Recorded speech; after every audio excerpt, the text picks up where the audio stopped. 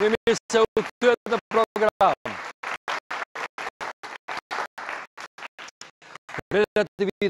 Relativisht pak njerëz e kanë fatin të rikthehen në televizion vazhdimisht edhe në programet të caktuara. Po i ftuari im i tanishëm praktikisht pa dashur e bëri vetë lajmin në gazetë. Ati i propozuan që të jetë ambasadori Shqipërisë në Vatikan dhe në Komisionin e Jashtëm pati shumë diskutime që nuk është e jashtëzakonshme. Në komisionin, në të gjitha komisionet bëhen shumë diskutime të forta, kujtojmë këtu ajo që ndodh në Shtetet e Bashkuara, kur marrin njerëzit pozicionet të rëndësishme, i shkundin dhe i bëjnë fërtele. Mirë po, ka disa nuanca, ka disa ngjyrime të vlefshme për disa pyetje të rëndësishme. I ftuari im është Ardian Ndareca.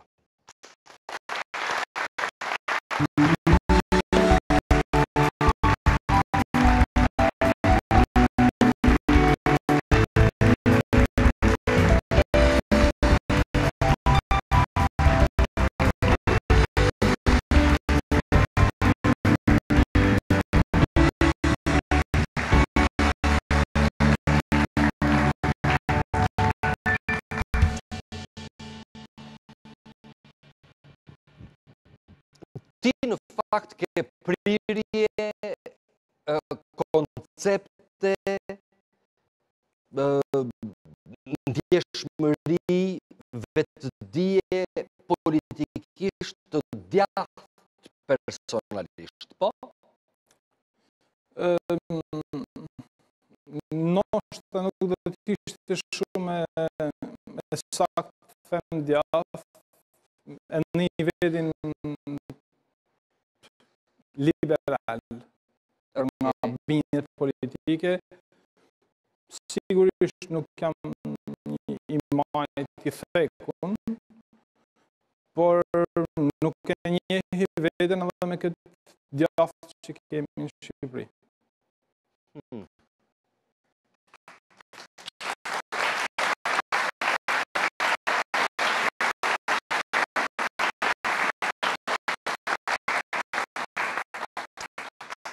Ti e prite atë që ndodhi në Komisionin e Jashtëm në diskutimin e kandidaturës tënde si ambasadori i ardhshëm?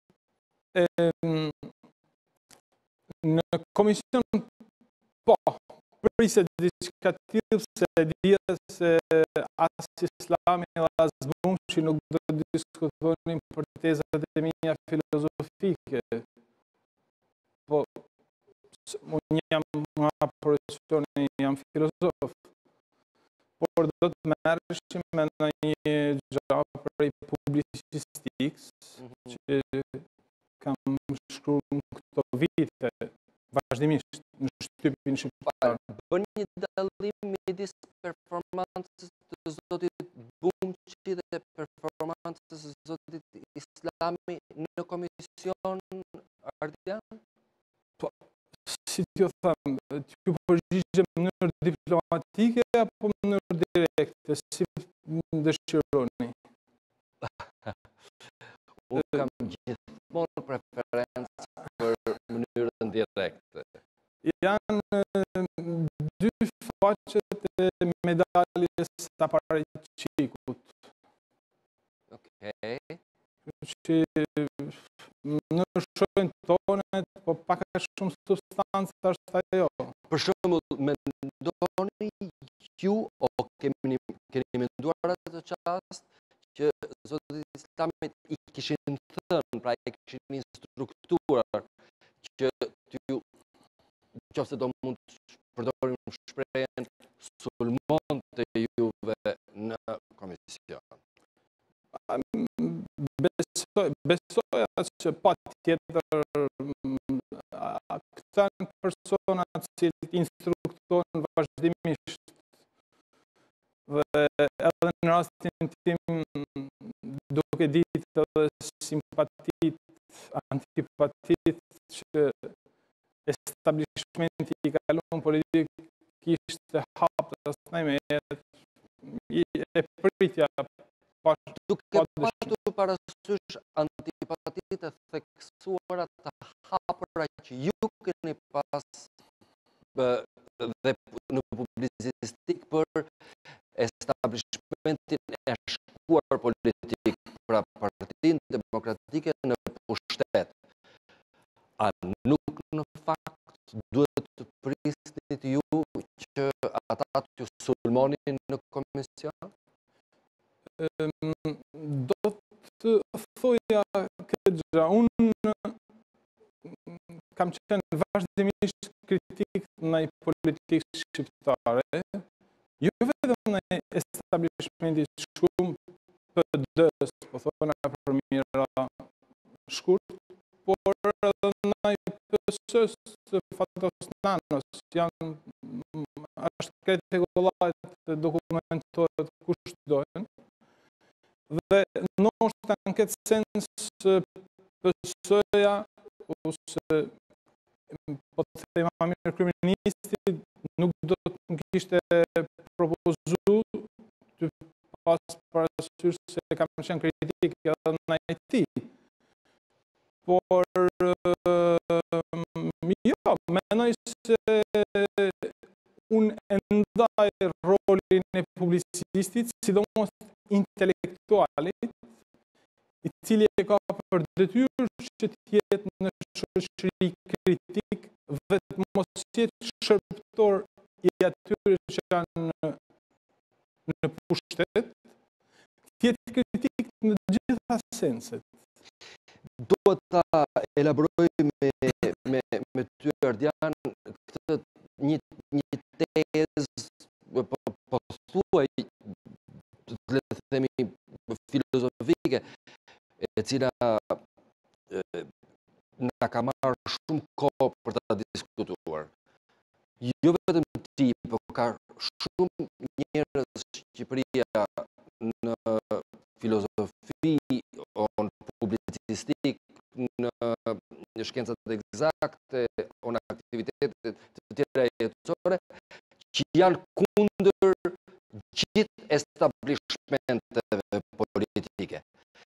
Dhe në një kuptim, në momentet caktuara, anët e ndryshme të politikës janë të detyruar t'ia njohin një njeriu që ai është i kundërt me gjithë deri në momentin kur ai nuk përfiton një pozicion nga njëra nga anët. E vërteta është që ty, ana e majt e kryeministit Rama, të ka propozuar për të qenë ambasador i Shqipërisë në Vatikan. E djata ka gjithë të drejtë të thotë, zotëri, ke bërë gam, sepse ky të ka shpërblyer. Po, problemi është se ndaj kurrikulumit tim personal nuk ishte asnjë lloj kundërshtie, objekcioni. Kundërshtitja ishin ndaj opinioneve të mia si intelektual të shprehura haptas shtypin shqiptar, madje në disa organe shtypit që janë pozicionuar me djathtas, dhe po gjykohesha për një aktivitet që kishte kryer në vite. Një kohë që unë jam një person, kam qenë një pa angazhuar politik, antar i asnjë partie, s'ka marrë pjesë në asnjë fushate politike, Madje do t'ju thoshe një gjë. Në vitin 2005, nga ana e kryeministit Berisha, ka ardhur një ftesë për të kandiduar në zgjedhjet parlamentare dhe nuk kam pranuar. Se besoj se intelektuali mundet me kontribu në shoqëri, duke qenë një farë roje shpirtërore i shoqërisë. Pra, ta qojnë zonin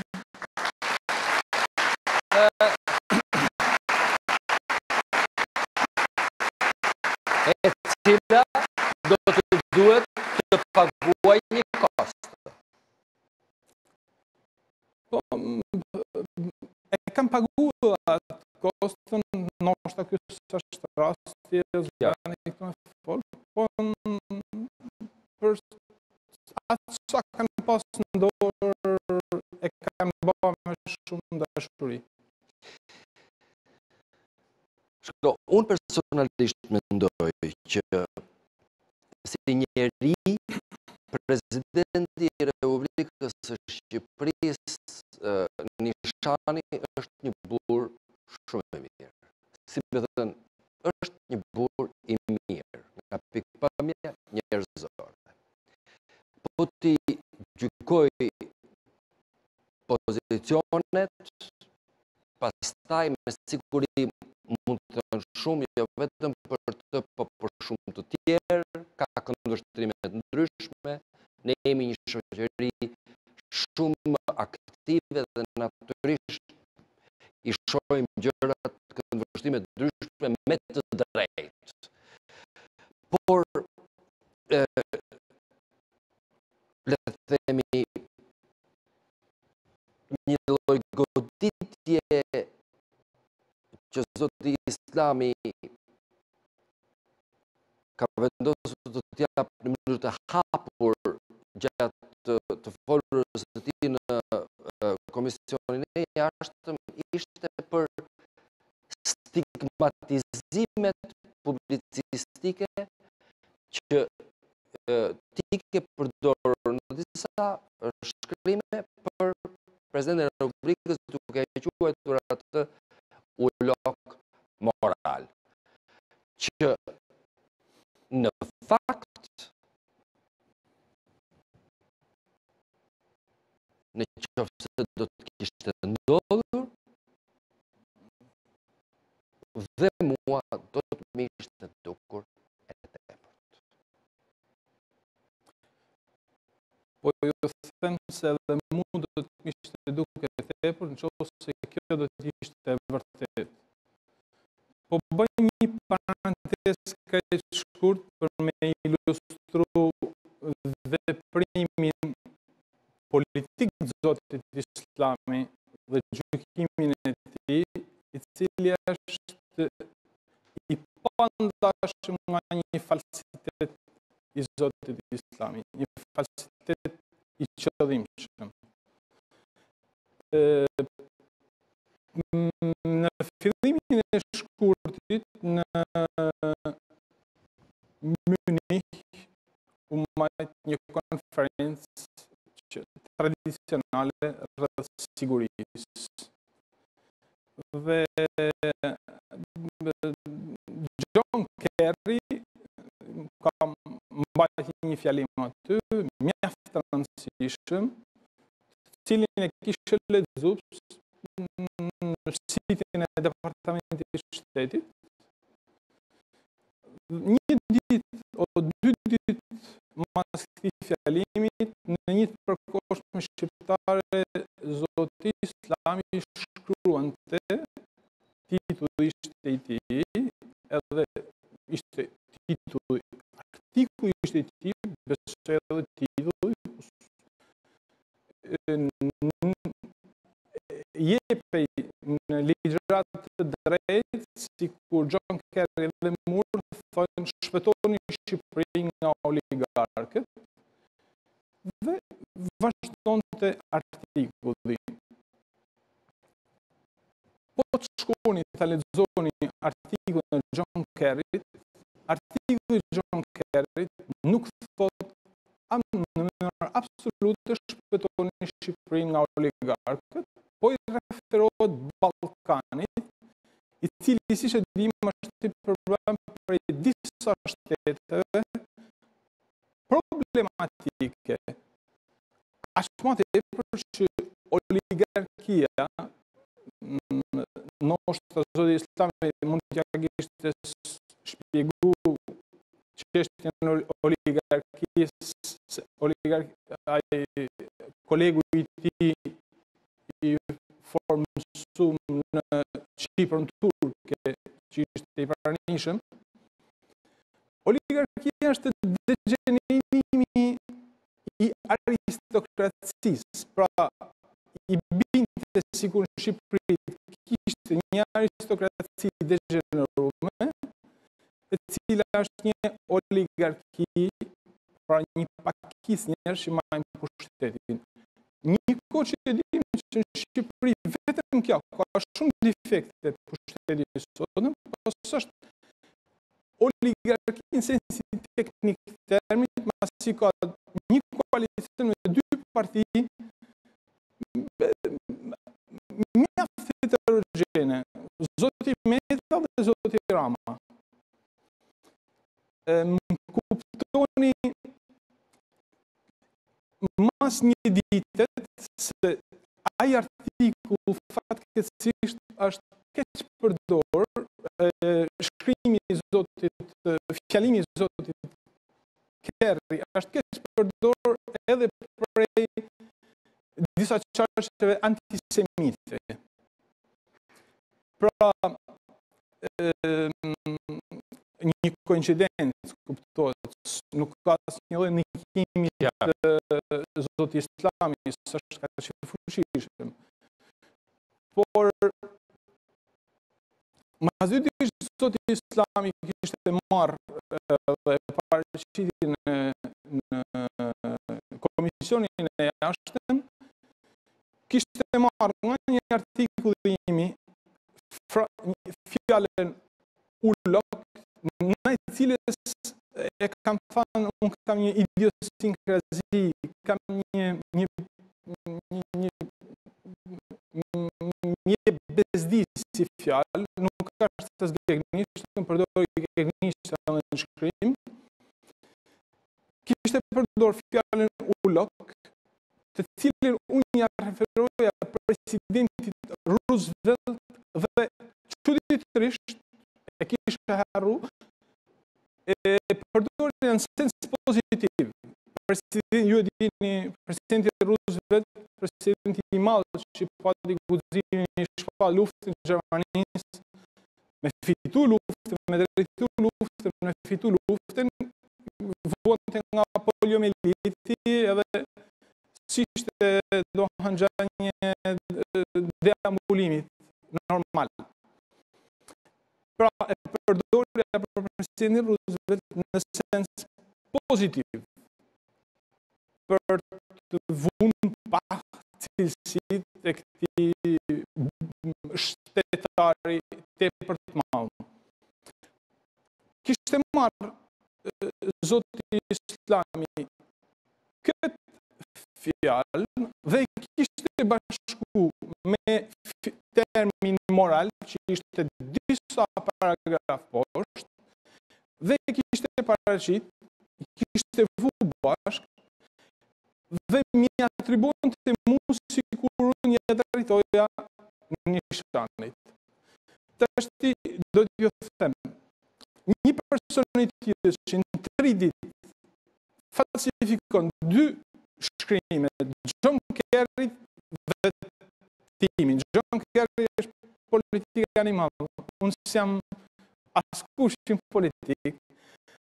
A do të pranojnë, po t'ju trokiste zoti Islami ndër, sonte t'ju thote kam këtu Gjokondën, Leonardo da Vinci, zoti Krasta, Doni Tablini.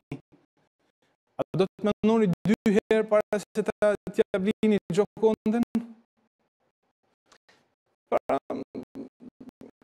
Ka një tendencë falsifikuese e pa besë, Për shembull, po në raport por në fakt, nuk duhet t'ju pyeset ç'mendimi keni ju si zyrë të Presidentit të Republikës, por mendoni në fakt që Presidenti i Republikës njeriu tani më nëse kjo do të kishte ndodhur, ta supozojmë një moment, rastësisht, që kjo do kishte ndodhur. Një publicist thot për Presidentin e Republikës është një ulok moral, pastaj ai diskutohet për një pozicion ambasadorial dhe vjen momenti dhe Presidenti i Republikës duhet të marrë një qendrim. Në qoftë se do kishte ndodhur kështu, do ishte çuditur ose do ta kishte justifikuar nëse Presidenti do thoshte ja. Nuk dua t'ja knajsin atë dekret nuk do ta bëj. Bile një njeri që njohim jo se nuk e bën. Tamam janë dy. E bëjnë ata. Atëherë do t'ju them hipotezën, do t'ja aplikoj vetes dhe kjo do t'jetë edhe më lehtë për ju. Okej?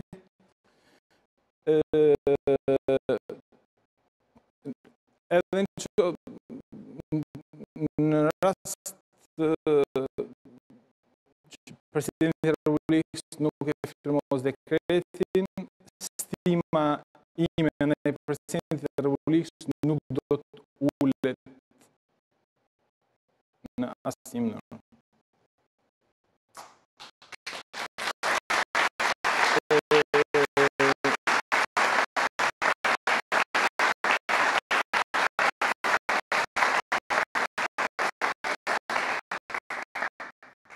Stima për të do t'jetë ajo që kam të shti. Për shtetin shqiptar, për institutin e presidencës, kam një stim dhe kam tregu një kohë që emri nuk përflite për ambasador as për asgjë. Një kohë që Partia Demokratike sulmon të një president të zgjedhur prej saj, i cili ishte topi. Kam shkruar me forcë që presidenti topi nuk duhet bëj sulm i kësaj partie. Nuk duhet të nënshtrohej diktatit të një personi që e dim është Sali Berisha, është një person me tendenca theksuar diktatoriale, i cili don me nënshtru institucionet politike. Ka dashje, është përpjek me gjitha kushtet, besoj e kujtoni atributin që i jepte prokurorës përgjithshme. Janë gjëra shumë të pa bukura për një kryetar qeverie. Atëherë, unë kam tregu respekt për Presidentin e Republikës për institutin e Presidentit të Republikës, pse di me dallu njeriu nga institucioni i presidencës. Në asnjë mënyrë nuk do t'ja lejoj vetit që të tallesh apo të organizoja për çështje të tjera që s'kan të bëjnë me veprimin institucional. Një nduk të pangjashme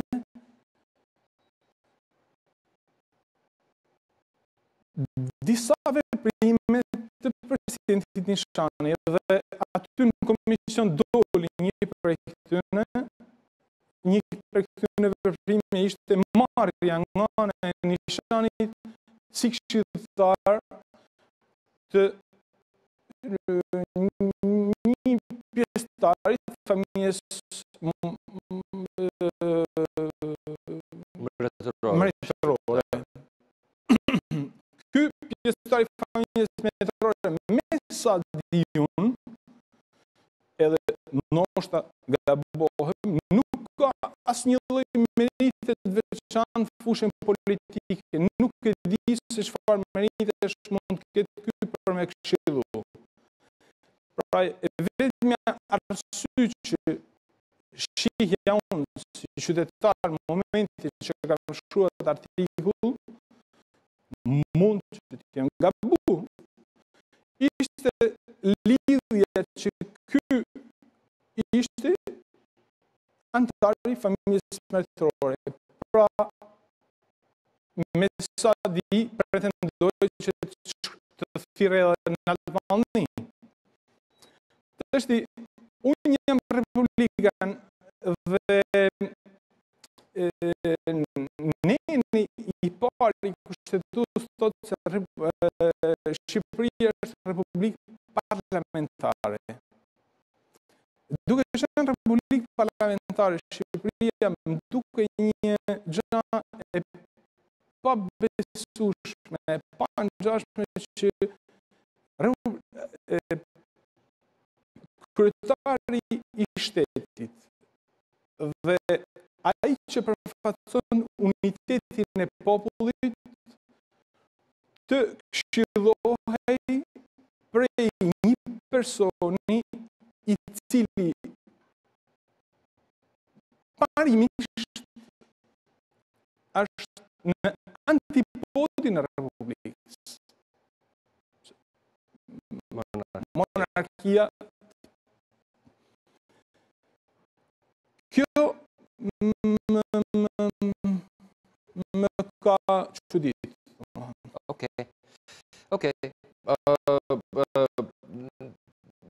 Në komision u bë shumë zhurmë, tani do të vendoset presidenti i Republikës duhet të mendoj dhe të vendos për dekretimin të personal si ambasador i Shqipërisë në Vatikan. Ka ngelur dhe një çështje e vogël përpara se të pyes për Vatikanin dhe për ambasadorshipin në qoftë se do të ndodhë. A kishe menduar ndonjëherë në jetë që dialekti yt geg dhe gegnishtja vetë do të ishte këshilluar, do të ishte rimproveru, do të kishte marrë një vërejtje në komisionin e jashtëm të një vendi për përdorimin e saj nga njëri i zakonshëm ose qoftë ky edhe ambasador, i bie njësoj si ti kërkosh një skocezi të mos flasë dialektin e vetë skocez në qoftë se ai është ambasador i Britanisë Madhe në Shqipëri. Unë e pata parasysh vërejtjen e Zotit Lushi dhe kuptova një sens dashamirësie në vërejtjen e tij, nuk kishte vërejtja kishte qëllim me kuptu diçka. Dhe do t'ju them këtë gjatë. Të gjitha çështja e gegnisjes është e lidhur me eseistiken dhe me publicistikën time. Neni Katramajt i kushtetues thotë se gjuha zyrtare e Republikës së Shqipërisë është Shqipja. Besoj se unë flas shqip, dhe gjithë më kuptojnë.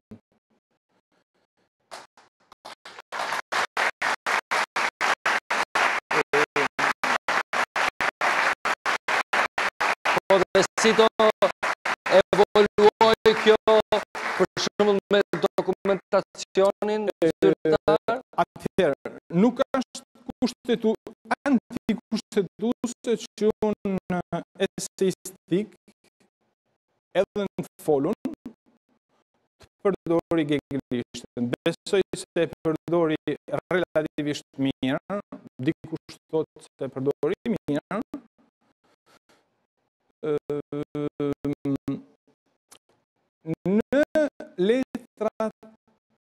Në letrat zyrtare, në korrespondencën zyrtare, siç e kam përdorur deri tashti, për aq kohë sa gjuha zyrtare, standardi 1972 tjetë gjuha zyrtare e administratës shqiptare, unë do të përdori atë. Do t'i bëja pyetje edhe dëgjuesve, teleshikuesve. Nuk e di, a është më mirë me përdor gegri, a është për t'u inkriminu. Gegrishte jeme e përdorun në eseistik dhe në sprova, ose në komunikimin privat, një gegrisht relativisht e mirë, kush ka kapacitet me gjykon relativisht mirë, apo një standard i mangët. Në artikullin e më sipër të Zotit Islami, për shembull, kishte disa gabime standardit, për shembull, me qyteti München shkruhej Munich me ypsilon, kur në standard duhet Munich. Këtë gjanë nuk i kishin dhënë re as ato redaktorët që merren e gazetën ku ishte botu. Pra, disa persona që më kritikojnë mu se përdori gegnishten privatisht, nuk janë zot me përdor standardin zyrtarisht. Në qoftë se do të gjejnë standardin tim përdorun në një gabim, ose diçka që nuk shkon, unë do të përballohem me akuzën për një shpërdorim gjyqësor të ambasadorial.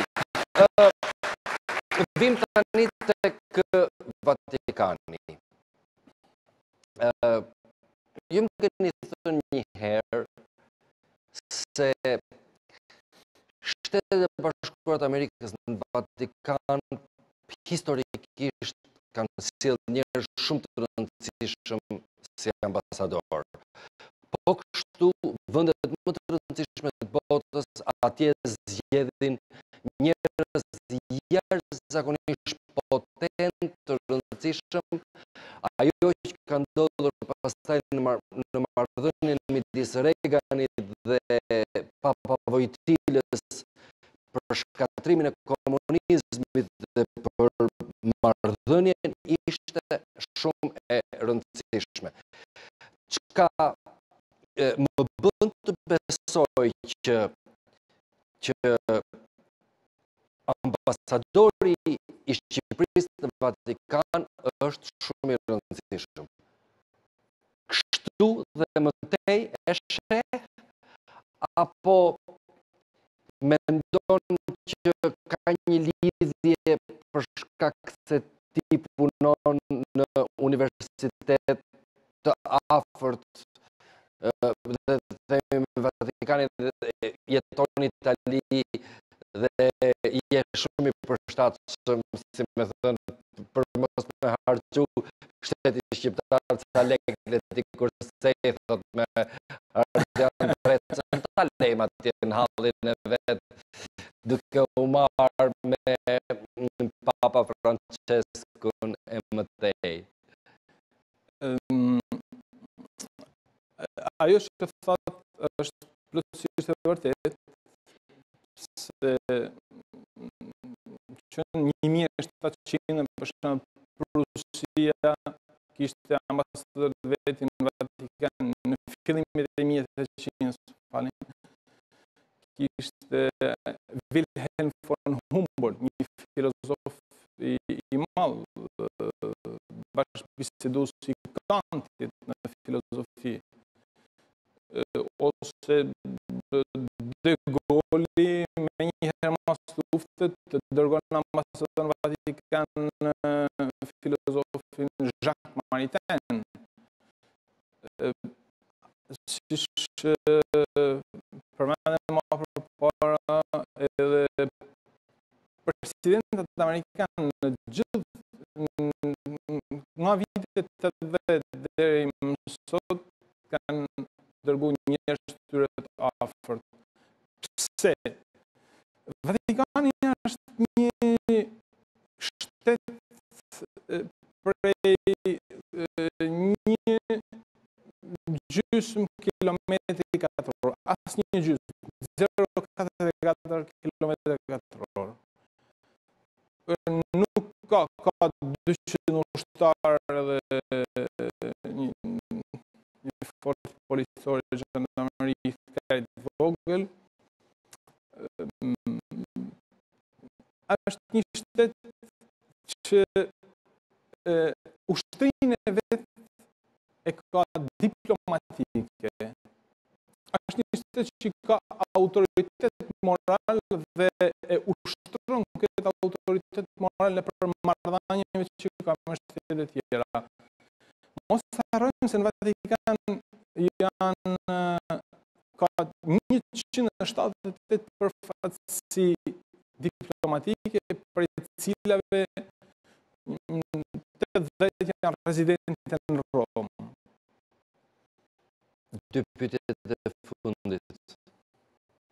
Në qoftë se dekreti i presidentit të Republikës, zotit Nishani, nuk do të vënoj.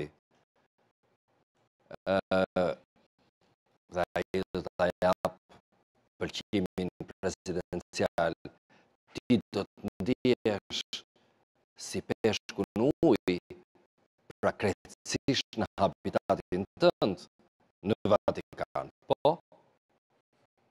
Po, unë për shkak të aktivitetit tim akademik edhe të kërkimeve, se përveç akademik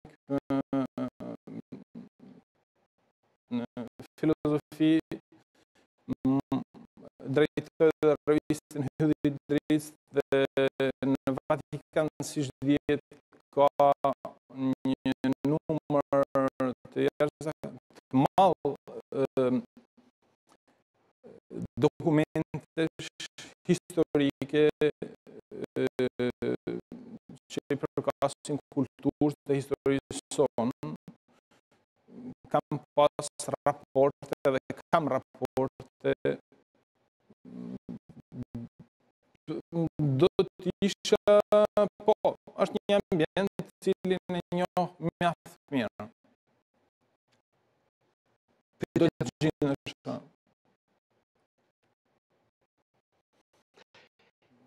Në takim me Papa Francesco, çfarë do t'i thoni ju për afër 70% musliman të popullit shqiptar. Atëherë, Papa Francesku do të takoj nuk hyn as pak çështja dekretimit ambasador do të takoj me një grup intelektual që merren me filozofi nga gjithë bota dhe besoj se do të flitet diçka që ka lidhje me filozofinë. Por Qoftë ta kishte takuar si ambasadorin e Shqipërisë në Vatikan? Do t'i thoja se Islami është një aset pozitiv i Shqipërisë dhe është një shembull se si në një shoqëri multifetare religjioze mund të jetohet absolutisht si mas parimeve qytetare, duke respektuar njëri tjetrin dhe duke punuar për të mirën e përbashkët.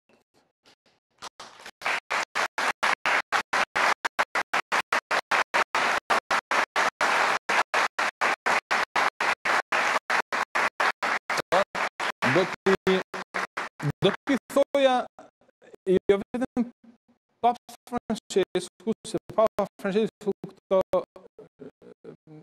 këto gjëra i din mjaft mirë, por edhe aty në disa çështjeve ekstremiste në Europë, të cilët ju e dini me kohët e fundit e kam fjalën në disa çështje ekstremiste në Holland, u mundun me etiketu Shqipërinë si vend islamik, do t'i thoya se vokacioni i Shqipërisë, Shqipëria nuk është një vend islamik dhe vokacioni i Shqipërisë është hyrja në Europë. Pse ne bëjmë pjesë në Europë në mënyrë të natyrshme, bëjmë pjesë si kulturë në Europë. Mos harrojmë se kemi një letërsinë e 600, 700 e kemi në gjuhën latine dhe shqipe. Jemi vetëm një vend në Ballkan që ka këtë. Pra ndryshe prej vendeve të tjera dhe Europa është shtëpia jonë e natyrshme, e gjithë shqiptarëve, nuk ka rëndësi feja. Pra, rrajt kulturore dhe vokacioni humanist europian janë tonat. Nuk mund të mohohen.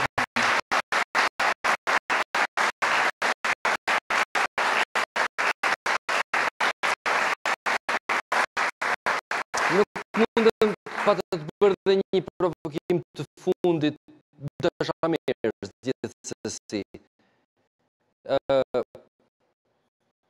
Nuk e di nëse ishin ekstremistë ose jo ato qarqet dhe ato që thanë. Në fakt, por unë ndjej ngurimin që kanë përgjithësi Europa për të na pranuar me gjithë dallëdinë, çmendurinë, bukurinë, kreativitetin, mrekullinë e sjelljes, sensin e ndërmarrjes e të tjera që kemi si popullat. Po në qoftë se Papa Francesku dëshironte me fuqinë e madhe dhe autoritetin që të zbuste, në i sillte në monopatin ton e të na ndihmon që të gjitha qarqet nguruese të Europës të na lexonin më mirë. Pra po të merrte një aksion për ta pasqyruar Shqipërinë europiane siç ajo do të dëshironte në ëndrat e saj më të gjalla, do të kishte pasur vlerë dhe peshë. Jam mas i bindur se roli, ne kemi kredite historike në pranë selisë shenjtë, të cilat lidhen me shekuj, por edhe me 5 dekadat e fundit të komunizmit, kemi kredite historike të pa, si them, të shfrytzuara nga ana e politikës sonë të jashtme. Në qoftë se do të kishte pas një politikë të jashtme të guximshme, inteligjente dhe të sinqertë ndaj selisë shenjtë, me siguri do të kishim gjetur shumë më tepër vend për dialog dhe do të kishim gjetur një tribunë të vlefshme për ta çuar zonin e Shqipërisë dhe interesat tona në shumë arena, në shumë tribuna, në shumë vende qarqe politike europiane dhe më përtej. Drejt sa. Faleminderit që erdhën në program. Ashtu që ndrojmë vetëm një çast, ne do të takojmë pas pak minutash. Shikoni se unë gjithmonë ju tregoj duke pasur parasysh që i ftuari radhës nuk është këtu. Ju tregoj çfarë ndodh. Në radhë parë, Rozana Radi do të këndoj Ornella Vanonin këngën Takimi. 1960, me siguri regjizori ynë Vini Kotori do t'i bëjë ndonjë kapriciozitet televiziv bardhëzi interesant, ndoshta, nuk e di. Pastaj do t'i bëjmë të dëgjoj një nga regjistrimet më të rralla të babait të saj, Ferdinand Radi, që nuk e pret, dhe në fund fare, ndoshta do ta bëjnë na thotë ca gjëra të bukura për ca plane personale interesante që sot femrat të gjithë botën kanë menduar dhe vendosur t'i ndërmarrin për të realizuar veten e tyre pavarësisht çfarë ndodh rreth e përqark. Kështu që duke